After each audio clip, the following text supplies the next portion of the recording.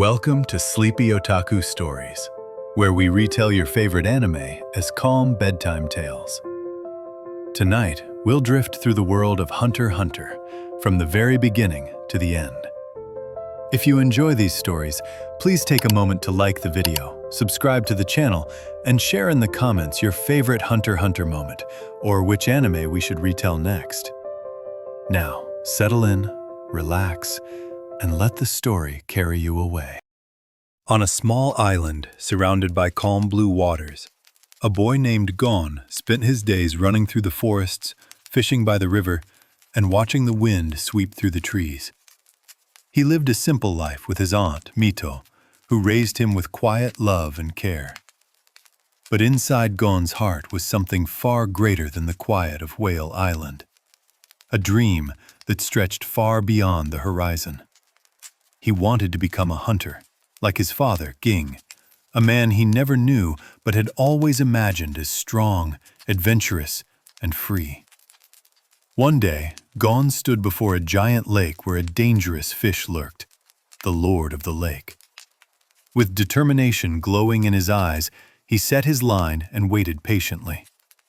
When the great fish took the bait, Gon held on with all his strength, refusing to give in until at last the lake beast was pulled ashore. That moment became his proof, the sign that he was ready to leave the island, to follow the path his father once walked. Though his aunt feared for him, Gon's smile was filled with warmth and certainty. He promised her that he would come back stronger. Gon's journey began on a ship filled with travelers bound for the hunter exam. The sea rocked back and forth, and most passengers struggled against the storm. But Gon stood firm, steady as the waves crashed. It was there he met two companions whose lives would intertwine with his. Leorio, dressed sharply, loud and quick to argue, who claimed he was only after money. And Kurapika, calm and serious, whose eyes glimmered with quiet sadness, holding secrets he would not yet share. Through the storm, the captain tested their resolve. He asked why they wished to be hunters. Leorio argued with Kurapika, and Gon spoke honestly, his voice filled with childlike certainty. He wanted to find his father, to understand him, and to see the world through his own eyes. The captain, amused by their answers and impressed by their spirit, decided to let them continue their voyage. As the ship reached port, Gon, Leorio, and Kurapika felt the weight of their first trial complete. Yet the path ahead only stretched further. Crowds of examinees gathered, each with their own dreams, their own hunger for the hunter license. And among them waited someone who would leave an unforgettable impression. A strange man with painted face and piercing eyes. A magician with a smile that seemed both playful and dangerous. Hisoka. The exam was about to begin. The endless halls, the shadowed tests, and the bonds that would grow between friends were waiting. And for Gon, the world was just beginning to open. With hope in his heart and determination guiding every step, he moved forward into the unknown, carrying the dream of seeing his father again, no matter how far or how difficult the path would be. The hall where the hunter exam began was long and silent, lit only by dim lamps on the walls. Dozens of examinees shuffled nervously, but Gon, Killua, Kurapika, and Leorio stood together, their spirits lifted by the thought of what lay ahead. When the examiner, a tall man named Satots, appeared, he quietly told them to follow. Without warning, he began to walk, his steps steady and unhurried, yet never stopping. The test had begun. For hours they marched through winding tunnels beneath the city. The air was heavy and damp, but Gon's eyes stayed sharp, his body never wavering. Many fell behind, but Gon, Killua, and Kurapika pressed on, their determination guiding their feet. Leorio, exhausted, almost gave up, but Gon's encouragement and Killua's teasing pushed him forward. Even as sweat poured down their faces, a bond began to form between the four. It was during this endless walk that Gon first noticed Hisoka again, the strange man with the painted face. Hisoka's presence was calm yet menacing, as though he were hunting them even while walking among them. The other examinees whispered his name, their voices carrying both awe and fear. Hisoka seemed amused, as if the entire test were a game only he understood. The march finally ended in a vast forest, where the second phase began. Two examiners awaited them, Buhara, a giant with an endless appetite, and Menchi, a sharp woman with eyes that missed nothing. Their test was unusual. The candidates were asked to cook. Confusion filled the group, but Gon approached the task with simple honesty. He tried his best with what little he knew, while others scrambled to impress. Menchi's standards were impossibly high, dismissing nearly everyone with cutting words. Frustration spread, but Satots reminded the examinees that patience and adaptability were as important as strength. Though they struggled, Gon's sincerity touched Menchi. She saw something different in him, a spark of potential. The candidates who persevered were allowed to continue. But the exams were only getting harsher, and their limits were far from tested. The next challenge came within the towering stone prison known as Trick Tower.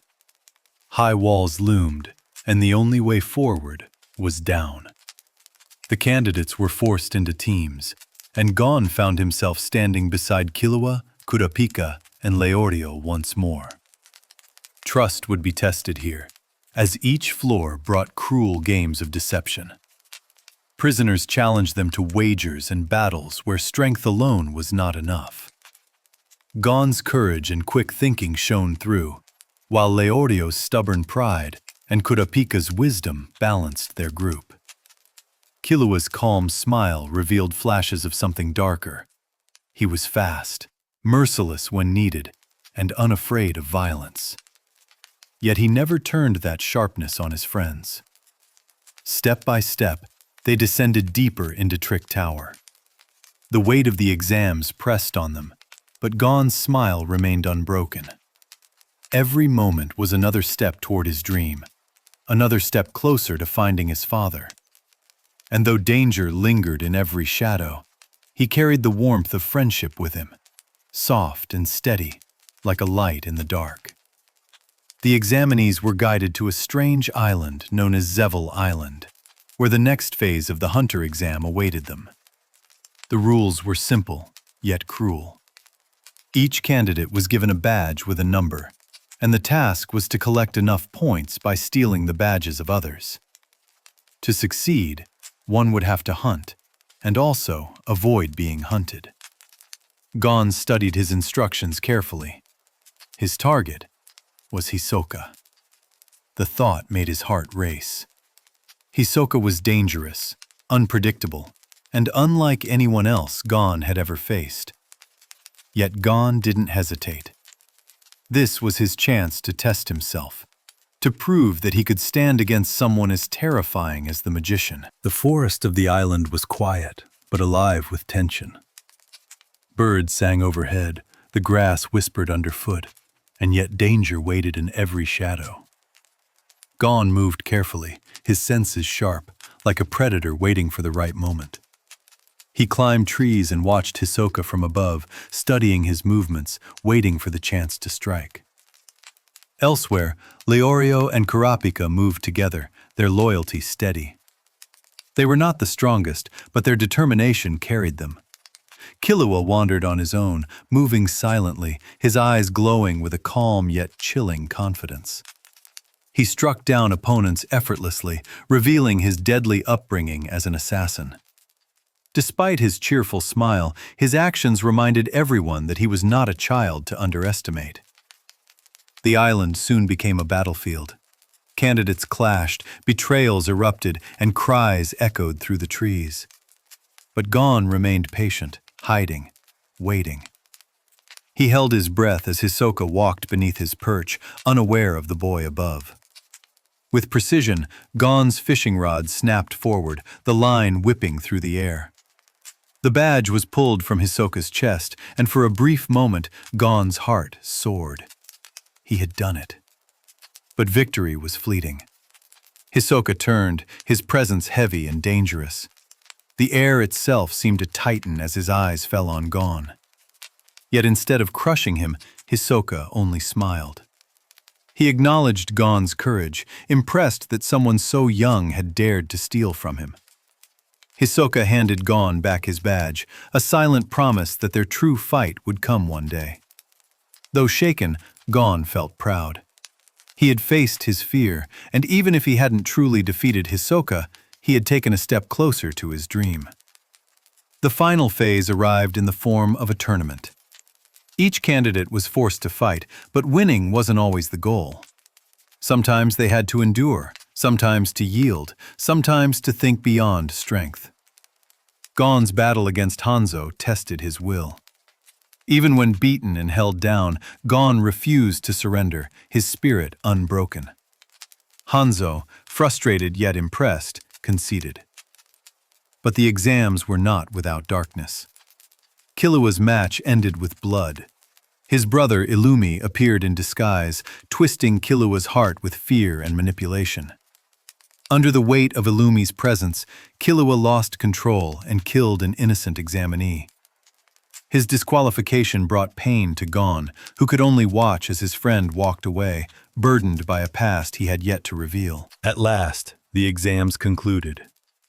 Gon, Kurapika, and Leorio stood together, now hunters in name, though their journeys were only beginning. The road ahead was long, and the bonds they had formed would be tested again and again. And somewhere in the distance, Killua wandered alone, his fate tangled in shadows that waited to be uncovered.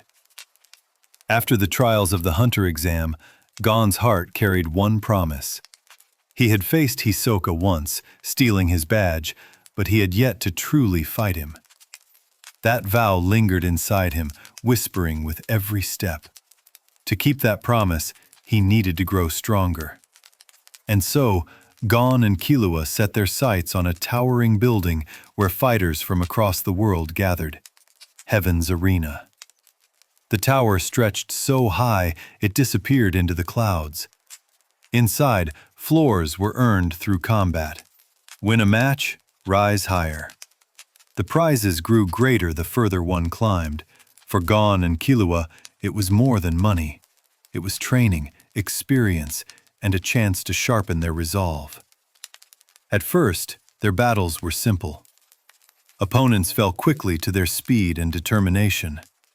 But Gon and Killua knew these victories were only steps on the path. The true lessons came when they met a teacher named Wing, a calm man with kind eyes. Wing spoke of a deeper power, a force called Nen. At first, he hid the truth from them, afraid they weren't ready. But their persistence and courage made him change his mind. Through long hours of practice, Gon and Killua learned to feel the life energy that flowed through their bodies. They trained to control it, to guard it, and to shape it. It was exhausting, but the boys welcomed the challenge. They laughed together, encouraged one another, and grew stronger side by side. At last, Gon's chance came. He stepped into the arena where Hisoka waited, the crowd buzzing with anticipation. Hisoka's smile was as sharp as ever, his eyes studying Gon with dangerous delight. The fight began, and Gon launched forward with every ounce of strength he had. Hisoka moved like water, calm and playful, dodging and striking with grace. But Gon refused to back down. He remembered the promise, the vow to return the punch Hisoka had given him during the exam. With his heart pounding and his body aching, Gon landed the blow. It was not victory, not yet, but it was proof that he had grown. Hisoka, laughing softly, accepted the hit. He looked at Gon not as a child, but as a future opponent worth waiting for. Though battered and bruised, Gon left the arena with his spirit shining. Killua walked beside him, proud and amused, teasing him as always. They were not the strongest yet. Their journey had only just begun. but the fire inside them was undeniable, and every step forward brought them closer to the world of hunters, to friends and enemies waiting beyond the horizon. As Gon and Killua continued to train, their paths briefly parted from Leorio and Kurapika. Each boy carried his own dream, his own reasons for becoming a hunter. For Kurapika, those reasons were rooted deep in sorrow. His clan, the Kurta, had been wiped out by a group feared across the underworld, the Phantom Troop. The troop had stolen the scarlet eyes of his people, treasures that glowed with beauty, but only in death.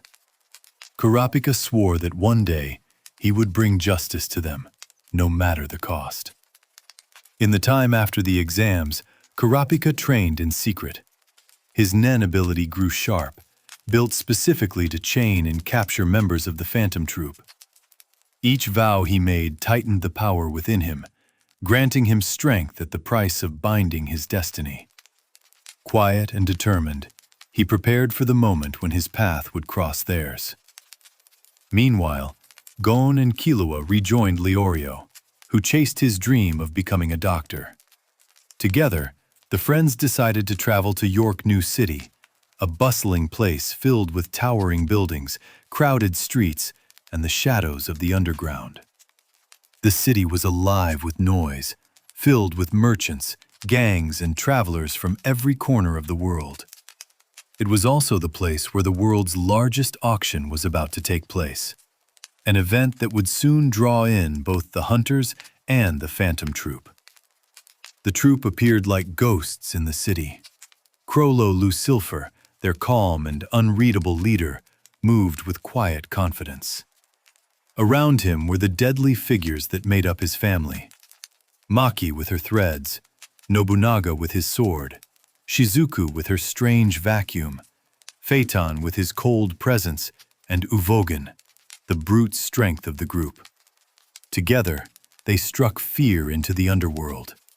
When the Mafia tried to stand against them, the Phantom Troop descended with brutal force. In an instant, they slaughtered hundreds, leaving nothing but silence in their wake. It was a reminder to all who watched. The troop was unstoppable, a storm of killers who moved as one. Kurapika, working now as a bodyguard, felt the weight of his vow when he learned of their presence. His heart pounded with anger, but his mind remained steady. He could not rush. He had to wait for the right moment, to use the chains he had forged to fulfill his destiny.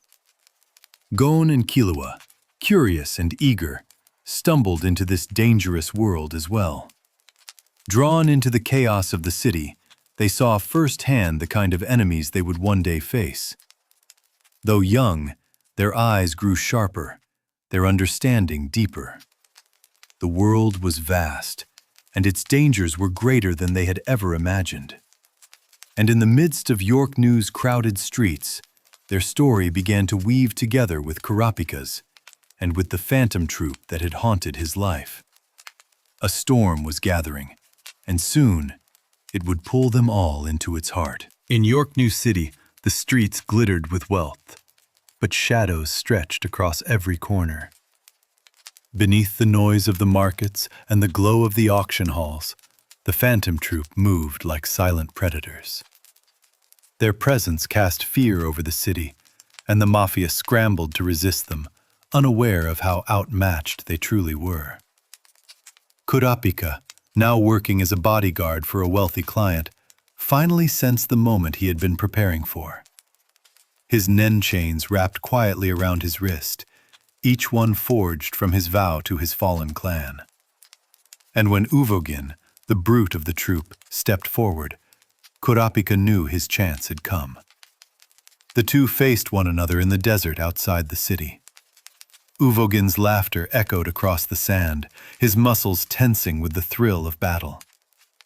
He was a monster of raw strength, his punches shaking the ground, his body shrugging off attacks that would kill ordinary men.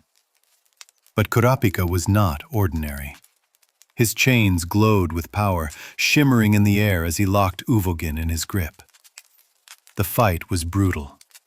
Uvogin crushed boulders with his bare hands, yet Kurapika's resolve never wavered. With his scarlet eyes burning, he revealed the secret of his nen. When facing members of the Phantom Troop, his chains became unbreakable. The vow he had placed on his soul gave him power greater than his enemy's strength.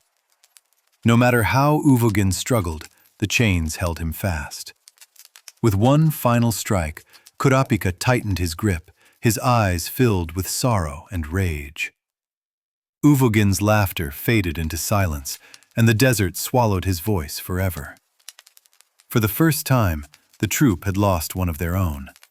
And for Kurapika, justice had begun, though the weight of it pressed heavy on his heart. Meanwhile, Gon and Killua found themselves tangled in the chaos of Yorknew. Their curiosity and determination led them too close to the troop. Captured and bound, they were pulled into the dark world that Kurapika had sworn to fight. Hisoka, ever the trickster, lingered near the troop as well, playing his own games, weaving deception as easily as breathing. Kurapika, faced with the sight of his friends in danger, stood taller than ever.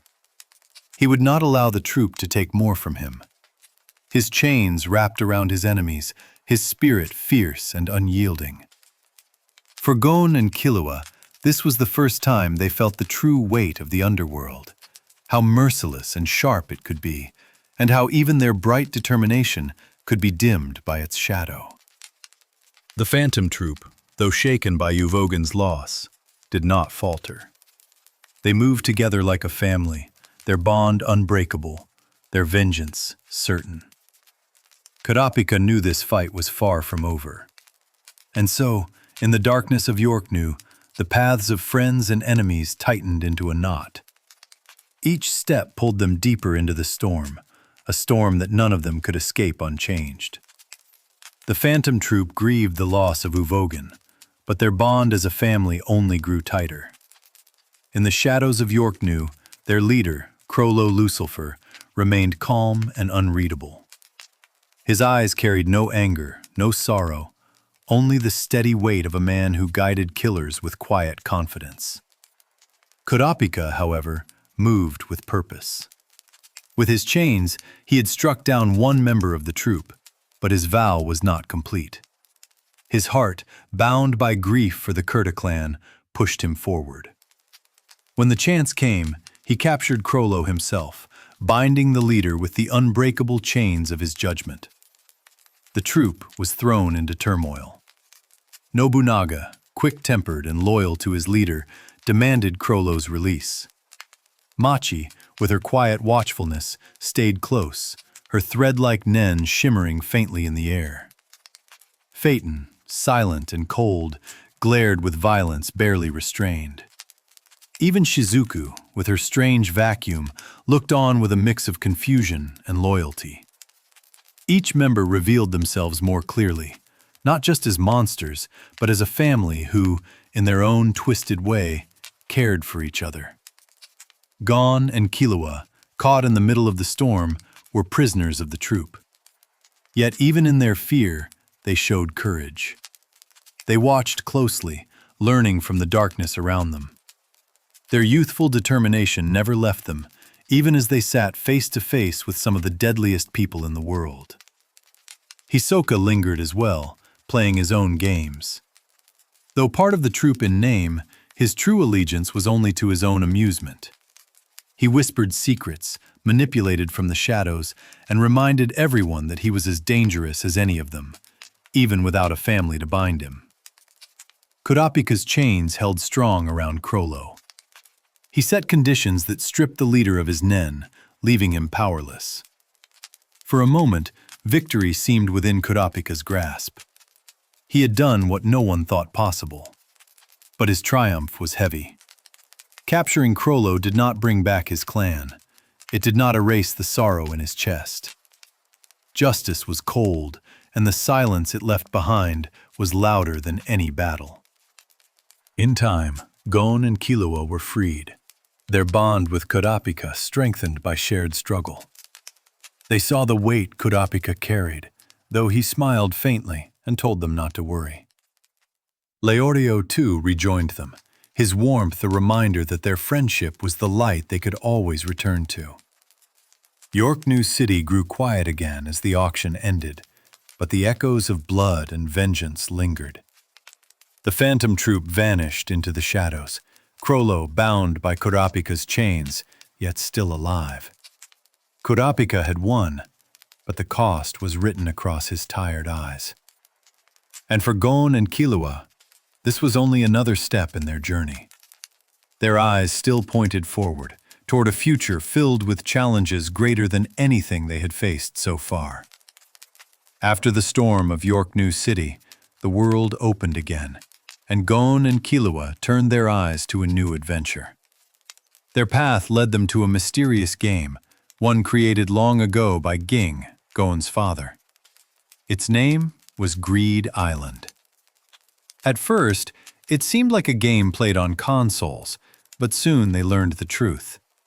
Greed Island was real, a dangerous world designed to test hunters in ways beyond imagination. Only the strongest could even enter, for the game was rare and costly. Gon and Killua, determined as ever, joined an auction to win a place. With Leorio's help and their growing reputation, they secured a way inside. And there, in the glowing light of the game's beginning, they stepped into a land filled with forests, mountains, and dangers that were anything but illusions. On Greed Island, players collected cards with special powers, battling monsters and even each other. The boys trained hard, but they were not alone. Among the many players was Hisoka, slipping back into their lives with that same dangerous smile. Hisoka's presence kept them on edge, yet, strangely, his strength also pushed them forward, reminding them how far they still had to go. Their greatest ally came in the form of an unusual teacher, Biscuit Kruger. At first glance, she appeared to be a small, elegant girl, but in truth, she was a master of Nen, older and wiser than she looked. Biscuit, or Bisky, became their mentor, guiding them with patience and strict discipline. Under her watch, Gon's rock-paper-scissors ability took shape, and Killua sharpened his speed and precision. Training was harsh, yet it was filled with laughter and stubborn determination. Gon's hands grew bruised, Killua's body ached, and Biscuit pushed them to their limits with a firm but caring hand. In those quiet days of sweat and effort, their bond deepened, and their strength grew beyond what they had imagined. But the world of Greed Island was far from simple. One of the greatest challenges awaited them in the form of Razor, a former criminal and a master of Nen, whose power was overwhelming. To defeat him, Gon, Killua, Biscuit, and even Hisoka joined forces. Their battle became a game of deadly dodgeball, where every throw could shatter bones and every catch tested the limits of courage. Gon, refusing to surrender, pushed himself to the edge, his arms breaking under the weight of Razor's strength. Yet he smiled through the pain, determined to finish what he started. Hisoka, amused, lent his power to the team. Together, they fought with everything they had, until finally, Gon caught the ball with all his heart and strength, his body shaking, but his spirit unbroken. The victory was not just over Razor, but over their own limits. Gon and Killua stood taller, their eyes clearer, their hearts burning brighter. They were no longer the same boys who had entered the game. They were hunters in truth, growing closer to the day when Gon would finally stand before his father. The days inside Greed Island passed like whispers of a dream. With Biscuit's training shaping them and their battles sharpening their spirit, Gon and Killua grew stronger than ever before. But the game was not meant to be played forever. It was a trial, a stepping stone that would guide them closer to the truth of Ging, Gon's father. The final stages of Greed Island tested more than strength. Gon and Killua faced rival players, dangerous foes who would do anything to win.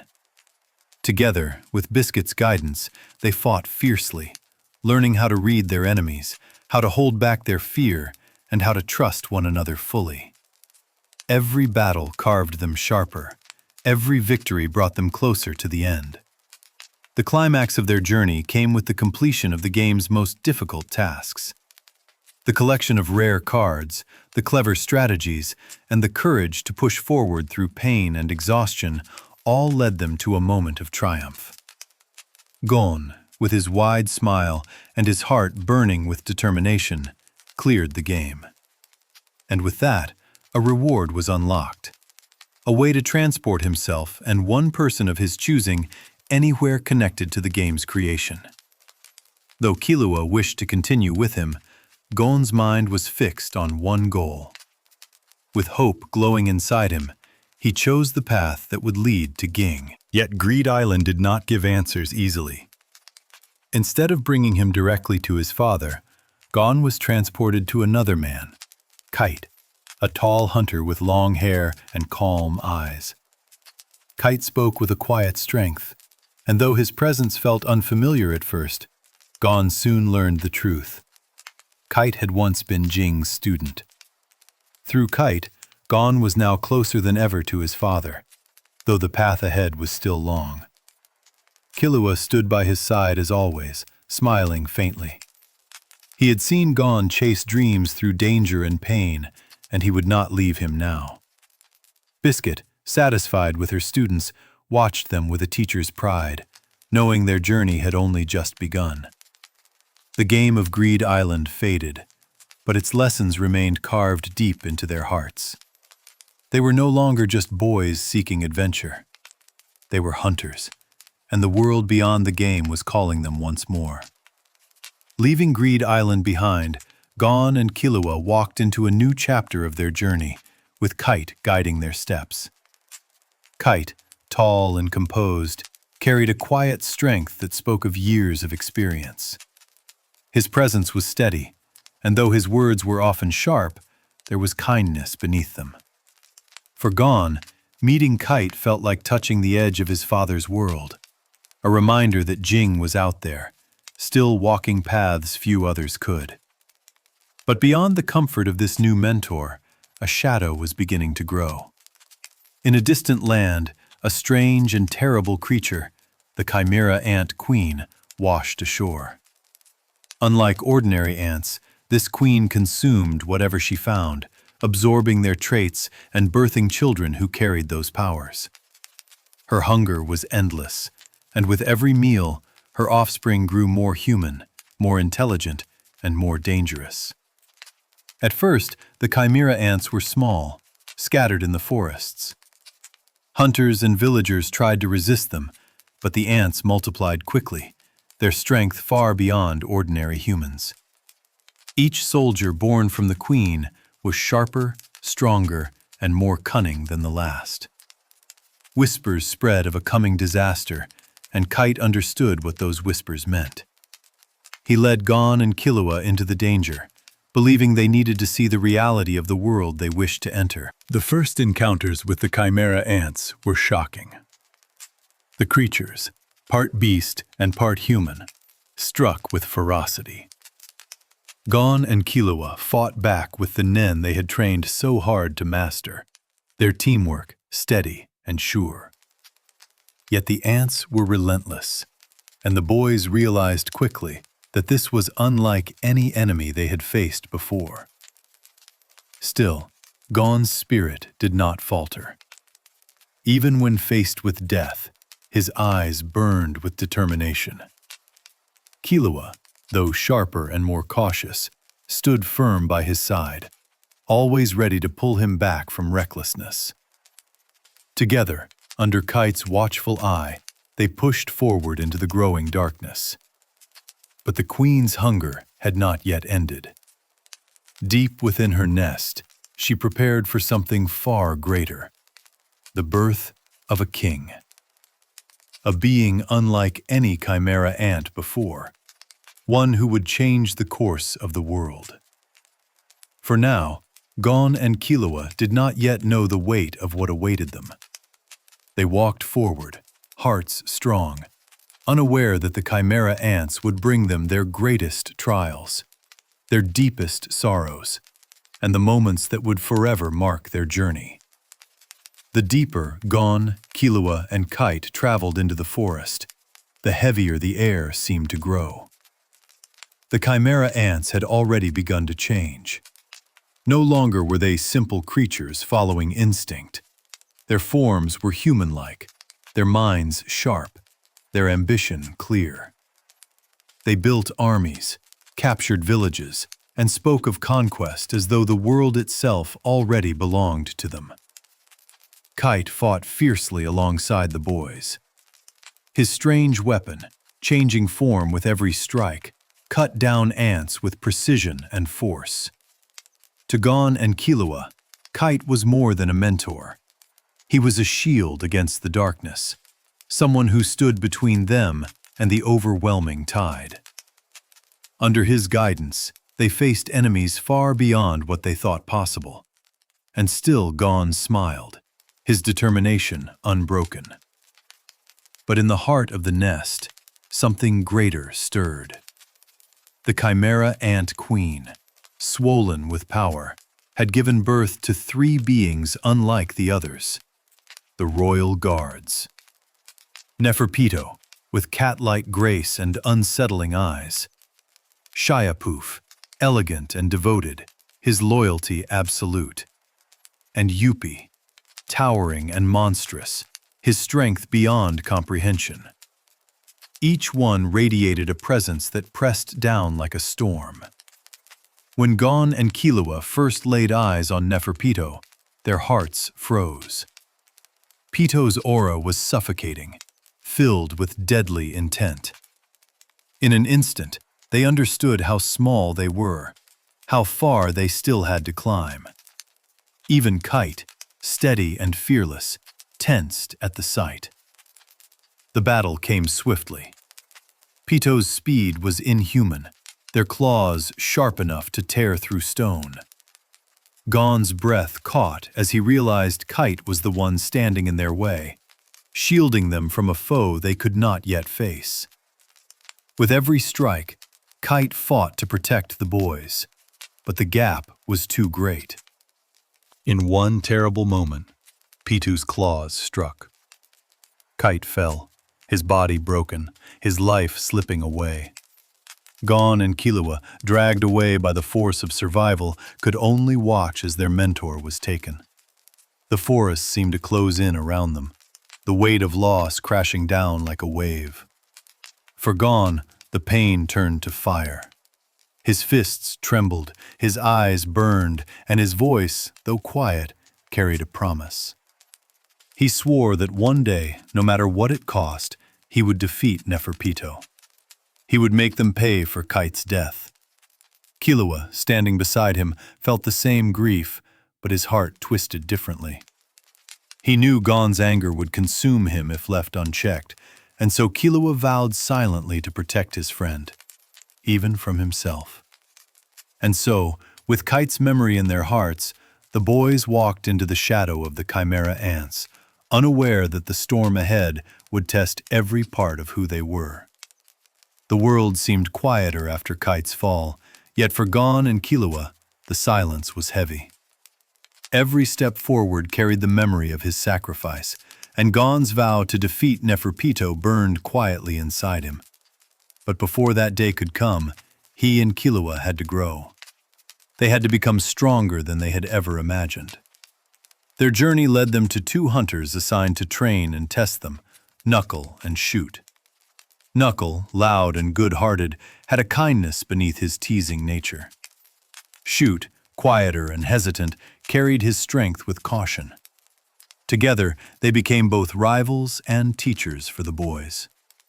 Gon, as stubborn as ever, pushed himself relentlessly, while Killua, though sharper and more calculating, struggled with the fears planted deep within him. Training with Knuckle and Shoot was grueling. Gon's fists ached, his body trembled, but he smiled through the exhaustion. Killua's speed carried him far, yet he wrestled with a darkness inside, a whisper from his past telling him to run away when danger came too close. Time and again, he clenched his fists tighter, determined to protect Gon, even if it meant facing his own fears. Far away, the Chimera Ant Queen's body weakened, but her greatest creation was born, the king, Meruem. His presence was overwhelming from the moment he opened his eyes. Cold and merciless, he cared nothing for the queen who gave him life, discarding her as he stepped into the world. At his side were the royal guards, Pito, Poof, and Yuppie, whose devotion to him was absolute. Together, they moved with the certainty that the world already belonged to them. Meruem's hunger was different from the queen's. He did not simply devour, he tested, he questioned, and he ruled. His power was unmatched, his aura so vast it bent the will of those who stood before him. Humans, to him, were nothing more than fragile creatures to be played with or destroyed. And yet, in the midst of this terrifying rise, fate introduced someone unexpected. A blind girl named Komugi, fragile in body but brilliant in mind, sat before Meruem with a simple board game. She was no warrior, no soldier, yet her spirit was unshakable. Game after game, she challenged the king, not with strength, but with patience, humility, and a heart that never wavered. At first, Meruem mocked her, confident that he was above all things. But as Komugi continued to defeat him, something inside the king began to shift. Her presence unsettled him in a way no enemy ever had. She was weak, and yet she was unyielding. While Gon and Killua trained for the battles ahead, the king and Komugi began a quiet, fragile connection that would change them both forever. Two paths, one of vengeance and one of discovery, slowly drew closer to a collision that would decide not just their fates, but the fate of the entire world. The quiet before the storm was heavy. Deep in the forests where the Chimera Ants built their palace, a final plan was being formed. Chairman Netero, the old man whose strength was hidden beneath a playful smile, gathered the hunters for one mission: to bring an end to the king before his rule could spread. Gon and Killua, their training with Knuckle and Shoot behind them, now stood ready to step into the most dangerous battle of their lives. Knuckle, with his warm heart, and Shoot, with his quiet resolve, carried their own fears, yet their loyalty to the mission was firm. Moral, with his calm smoke ability, and Nav, with his silent dimensional doors, moved as pillars of the plan. Each fighter knew that walking into the palace meant facing death, yet none of them turned away. Within the palace, Meruem grew stronger with every passing day. His royal guards, Pito, Poof, and Yuppie, hovered close, watching over him with unwavering devotion. And always, Komugi sat by his side, the board game between them. Her presence unsettled the guards, but to Meruem, her gentle patience became something he could not ignore. In her fragility, he found questions he had never asked before, questions that even his overwhelming strength could not answer. When the day of the invasion arrived, the air itself seemed to hold its breath. The hunters approached the palace in silence, each step bringing them closer to the heart of danger. Then, in a single flash, the attack began. Netero descended like a storm, his presence directed at the king alone. Nav's portals opened paths into the palace, while Moral's smoke soldiers spread like shadows across the walls. Knuckle and Shoot pressed forward with courage, facing the overwhelming power of the guards. Ikalgo, once an ant himself, fought for humanity with quiet determination. Melioron, cloaked in invisibility, waited for his moment to strike. The royal guards answered with fury. Yuppie's strength shattered walls, his rage shaking the palace itself. Poof's elegant wings spread wide, his manipulation as dangerous as his devotion. And Pito, their aura sharp and suffocating, moved with the certainty of someone who lived only to serve the king. The palace became a battlefield of silence and chaos. Every clash was a test of heart. Every strike carried the weight of sacrifice. Gon and Killua, their eyes fixed on Pito, moved forward with steps both heavy and certain. For Gon, the time of his promise was drawing close. And high above them all, Netero stood before Meruem. The old hunter bowed his head slightly, his smile calm even in the face of the king's overwhelming power. This was not just a battle of strength, but of will. A fight between humanity's oldest protector and the new ruler born from the darkness. The world seemed to pause as the two faced each other, the storm finally breaking in full. Inside the palace, time itself felt stretched, as if every heartbeat carried the weight of fate. Chairman Netero stood before Meruem, the king of the Chimera Ants, whose presence filled the hall like a tide pressing down on everything around him. Netero's smile was calm, but his heart knew the truth. This was the greatest enemy humanity had ever faced. Their battle began with a clash of speed and strength beyond comprehension. Netero's body moved with the grace of a dancer, his palms striking in rapid bursts, each motion guided by decades of training. Behind him, the golden image of the Bodhisattva loomed, 1,000 hands striking faster than the eye could follow.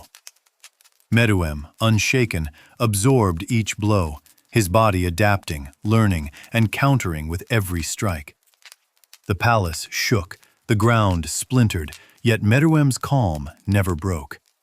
Again and again, Netero unleashed his fury, but the king pressed forward, his voice steady, asking questions about humanity, about meaning, about what it meant to rule. To Meruem, the fight was not rage but curiosity, the search for answers only this clash could give. Far away, Gon and Killua approached Neferpito. The moment Gon saw them, the fire in his eyes blazed. This was the one who had taken Kite. His voice trembled, not with fear, but with rage and sorrow bound together. He ordered Pito to follow him, demanding they heal Kite, even as the truth clawed at his heart that Kite was gone forever. Killua stood beside him, sensing the storm growing inside his friend, unable to calm it. In the palace, Netero's body grew weaker. Each strike drained him, his heart pounding like a drum nearing its last beat. Still, he smiled. He had lived for this moment, to fight with everything he was. Yet Meruem's strength was overwhelming. At last, the king broke through, tearing away Netero's arm, then his leg, still asking his quiet, terrible questions. Even in defeat, Netero's spirit shone. With blood dripping and breath fading, he revealed his final weapon. His hand pressed against his chest, his heart stilled by his own will, and deep within his body, the poor man's rose ignited. The blast shook the land, a final strike that no strength could block. Meruem staggered, his body torn apart, the poison sinking into his veins. And yet, even in the face of death, the king did not fade immediately. His will carried him onward, his thoughts reaching Komugi, the fragile girl who had shown him something no battlefield ever could. As Netero's life ended with a smile, the world held its breath. Humanity's defender had given everything. The king, wounded but alive, staggered forward into the unknown, his fate now bound not by power, but by something far more fragile: time. And in another corner of that storm, Gon's rage grew darker, his promise to defeat Pito whispering toward its inevitable, terrifying end. In the quiet forest beyond the palace, Gon stood face to face with Neferpito. The air between them was heavy, trembling with all the anger and sorrow he carried. Pito, the royal guard who had killed Kite, bowed their head, admitting they could not heal what had already been broken. Kite was gone. His body was a shell, moved only by Pito's cruel manipulation. For Gon, the truth struck like a blade. The promise he had carried, the hope that Kite could return, shattered in an instant.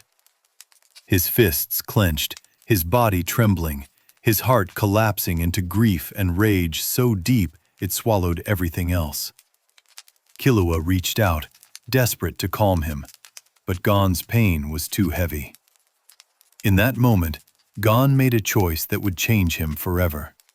He sacrificed his future, offering up all the strength he would ever have, trading years of his life for the power to defeat Pito here and now. His body transformed, muscles growing, his aura exploding into the night. The boy who had smiled so brightly was gone, replaced by a warrior at the peak of his potential, burning with fury. Pito, overwhelmed, saw at once that this was no longer a child before them. This was the embodiment of vengeance itself. Gon's strikes rained down with unstoppable force, his anger guiding every blow. Pito, who once moved with deadly grace, was broken piece by piece. Even as their body shattered, Pito fought on, their devotion to the king unshaken. But Gon's rage was merciless. With each punch, each roar, he destroyed the enemy before him, the forest trembling under the weight of his fury. At last, Pito's body fell silent, crushed beneath the power of Gon's transformation. When the battle ended, Gon stood among the ruins of his own sacrifice.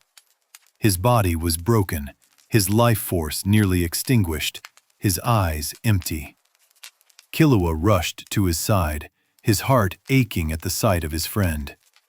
He saw not victory, but tragedy. The Gon he knew, the boy with the wide smile and endless hope, was fading before him. And so, Killua held him, tears heavy in his eyes, vowing silently that he would not let Gon's light go out. No matter how dark the path became, he would carry his friend forward. Far away, Meruem staggered through the shadows, the poison of Netero's rose eating away at his body. Yet in his heart, he sought not battle, but Komugi. Her gentle presence waited for him, their final game still unfinished. Two stories, one of rage and one of fragile love, moved side by side, each carrying the weight of an ending. As the smoke of battle faded, the world grew quiet again. In the palace, the king staggered, his body weakened by the poison hidden within Netero's final weapon. Meruem, once invincible, now felt his strength slipping away. Yet in these final hours, his heart no longer clung to conquest. What he longed for was not power, not destruction, but the simple presence of Komugi. Carried by his loyal guards, the king returned to the girl who had defeated him again and again in the board game of Gunji. Komugi's eyes, though blind, brightened the room the moment she sensed him. She did not see the cracks in his body or the fading of his aura. She only felt the warmth of the man who had sat with her, game after game, learning something deeper than victory. Meruem, who had once called humans weak and meaningless, now found peace in Komugi's gentle voice. She did not fear him, even as the poison crept closer to his heart. She smiled softly and sat with him as she always had, the game board between them, her hands steady on the pieces. As they played, his body weakened further, but his mind was clearer than ever. He asked her if she would stay, if she would remain with him until the end. And Komugi, with the same quiet sincerity she had shown from the beginning, said yes. She promised to be by his side, not as a servant or a subject, but as a friend. In the stillness of that room, surrounded by silence, the king, the creature born to rule, feared by the world, found peace. His hand rested gently near hers, their final game unfinished. And as the poison carried him away, Komugi's voice was the last thing he heard. Elsewhere, Gon lay broken from his transformation, his future uncertain, his light nearly extinguished. Killua, carrying the weight of their bond, searched desperately for a way to save him. For all their victories, for all their strength, the scars of the Chimera Ants would never truly fade. And so the arc came to a close, with the fall of a king who found love in his final breath, and a boy whose rage left him shattered. It was not triumph or conquest that lingered, but the fragile truths of loyalty, love, and sacrifice. The Chimera Ants had fallen, and the dust of battle slowly settled. But even as one story ended, another began. With Chairman Netero gone, the Hunter Association faced a time of change. An election was called to choose the next leader, and for the first time, politics and ambition stirred louder than battle. Among the candidates was Pariston, a sly man with a smile that never revealed his true thoughts. His charm and cunning unsettled the association, yet his influence grew with each round of voting. Hunters debated and argued, alliances forming and breaking like waves on the shore. Far from the election halls, Gon lay still, his body broken by the price of his transformation.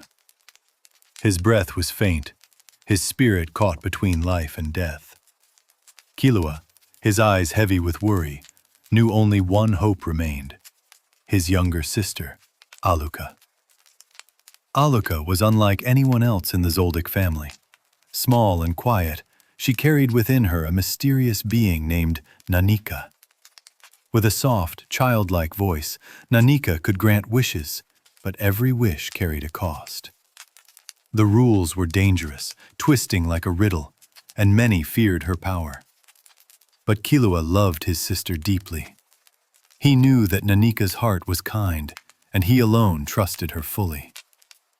Carrying Alluka away from the cold halls of the Zoldyck estate, Killua faced his own family. Illumi, his brother, whose eyes watched with sharp suspicion.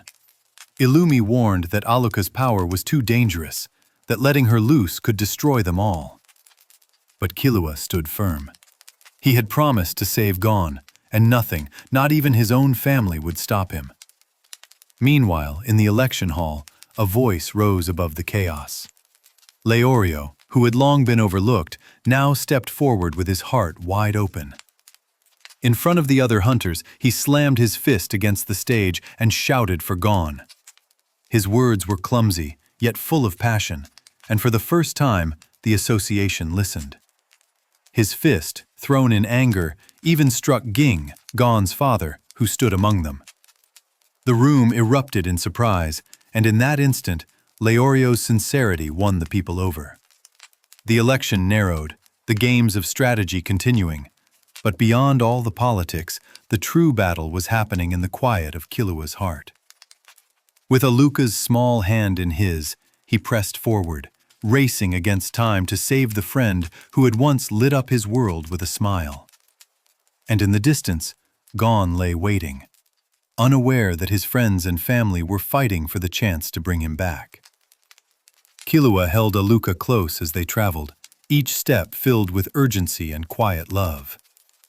Nanika's power was strange and frightening to others, but to Killua, it was simply another part of his sister, a gentle spirit who wanted to help. He whispered promises to her, not to treat her as a curse, but as family. And in that kindness, Alluka's smile bloomed brighter. At Gon's side, his body still broken and weak, Killua placed his trust in her. With a soft voice, Nanika answered his wish. The air shifted, glowing with power, and slowly, Gon's body began to heal. The damage that had nearly claimed his life faded, and color returned to his face. For the first time since his terrible battle, his eyes opened again. Killua smiled with relief, though his heart was heavy too. He knew that for Gon, the road had been filled with light and darkness, victories and scars that could not be undone. Still, seeing his friend breathe again was enough. For all the dangers of the world, they had saved each other, again and again. While Killua carried Aluka into a journey of his own, giving her the freedom she deserved, Gon turned toward the goal that had always been waiting for him, his father. At last, after all the trials, all the friends he had met and the enemies he had faced, Gon found Ging. They stood together atop the world tree, the highest place a person could climb. The wind rushed around them, the world stretching wide below. Gon's voice was steady as he told Ging of his journey, of the people he had met, of the promise he had kept to find him. Ging, with his quiet smile, listened not as a distant figure, but as a father. He told Gon that the true adventure was never the destination, but the path itself. The friends, the trials, the steps taken along the way. Gon, smiling softly, understood. And so the story of Gon's journey came to rest, not with a grand battle, but with the quiet truth that dreams are not only about reaching the end, but about the moments lived on the road. Kurapika, Leorio, Killua, Aluka, and all those whose lives had touched Gon's would carry their own paths forward. Their stories, like threads, stretched into the distance. But for now, under the endless sky, the boy who once fished on Whale Island had found his father, and the dream that began with a single step had reached its gentle pause. Thank you for listening to this retelling of Hunter x Hunter. I hope it helped you rest easy while revisiting this beautiful story. If you'd like to hear more, please subscribe and let me know in the comments which anime you'd love to hear next, or which scene from this one touched you most. Sweet dreams, and until next time, good night.